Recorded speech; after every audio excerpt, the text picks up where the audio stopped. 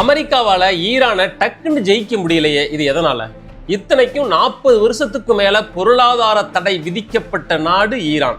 அப்பேற்பட்ட அந்த நாடு இந்த உலகத்தோட சூப்பர் பவர் வல்லரசான அமெரிக்காவுக்கே தண்ணி காட்டுதே எப்படி?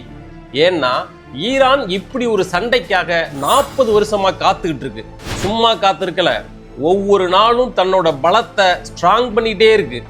1979 இஸ்லாமிக் ரெவல்யூஷனுக்கு பிறகு ஈரானின் நம்பர் 1 எதிரி நாடு அமெரிக்கான்னு முடிவான பிற்பாடு என்னைக்கு இருந்தாலும் அவங்க தன் நாட்டு மேல படையெடுத்து வருவாங்கன்னு ஈரானுக்கு ரொம்ப நல்லாவே தெரியும். அப்ப என்ன பண்றது?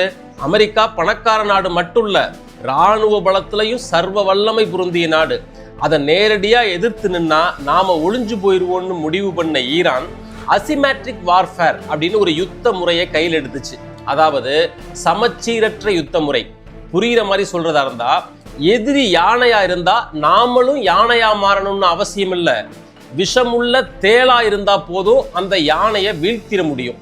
அதுதான் அசிமேட்ரிக் வார்ஃபேர். முதல்ல ஈரான் என்ற நிலப்பரப்புக்கு வெளியே மற்ற நாடுகள்ல ஹிஸ்புல்லா, ஹமாஸ், ஹவுதீஸ் இந்த மாதிரியான பிராக்சி அமைப்புகளை ஊக்குவிச்சு வளர்த்து விட ஆரம்பிச்சாங்க ஈரான். அடுத்ததா ஈரான் உருவாக்குனது தான் ரொம்ப ரொம்ப முக்கியமான இராணுவ கொள்கை. அதுக்கு பேர் தான் மொசைக் டாக்ட்ரின். இது ஒரு தற்காப்பு யுத்தி. இதன்படி நாட்டோட எந்த உச்சபட்ச அதிகாரம் கொண்ட தலைவர் கொல்லப்பட்டாலும் அதனால மிலிட்ரி சிஸ்டத்துல ஒரு சின்ன பாதிப்பு கூட வராது. எல்லாம் அதனதன் தன்மையில தொடர்ந்து சீரா வழக்கம் போல இயங்கும். இதன் அடிப்படையில ஈரான் மொத்தம் 31 தன்னாட்சி பெற்ற பிரதேசங்களா பிரிக்கப்பட்டுச்சு. ஒவ்வொரு பிரதேசத்துக்கும் தனித்தனி கட்டளை மையம், தனித்தனி தளபதிகள், தனித்தனி ஆயுத கிடங்கு. அவசர காலத்துல அவங்கவங்க தனித்தனியா முடிவெடுத்து தாக்குதல் நடத்தலாம். எதிரி நாட்டு தாக்குதல்ல ஒரு பிரதேசம் வீழ்ந்தாலும் இன்னொரு பகுதி தன்னோட வேலையை தங்குதடை இல்லாம செய்யும். தலைநகரம் டெஹரான் வீழ்ந்தா கூட ஒன்றும் பிரச்சனை இல்லை, மற்ற மாகாணங்கள் தன்னுடைய முழு திறனோட தாக்குதலை தொடரும். சுருக்கமா சொல்றதா இருந்தா, இராணுவ ரீதியா ஈரானுக்குள்ள 31 தனித்தனி நாடுகள் இயங்கிட்டு இருக்கு.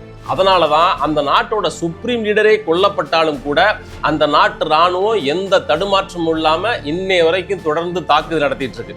அதனால அமெரிக்கா மற்ற நாடுகளுக்குள்ள புகுந்து அடாவடியா அந்த நாட்டை கைப்பற்றின மாதிரி ஈரானை ஒரு காலத்திலையும் எதுவும் செய்ய முடியாது. ஒருவேளை ஒரு வீம்புக்கு நாங்க செஞ்சு காட்டுறோம்னு கிளம்புனா பதிலுக்கு ஆயுசுக்கும் மறக்க முடியாத அளவுக்கு ஈரான் செஞ்சு விட்டுரும். அதுதான் இப்போ நடந்துட்டு இருக்கு.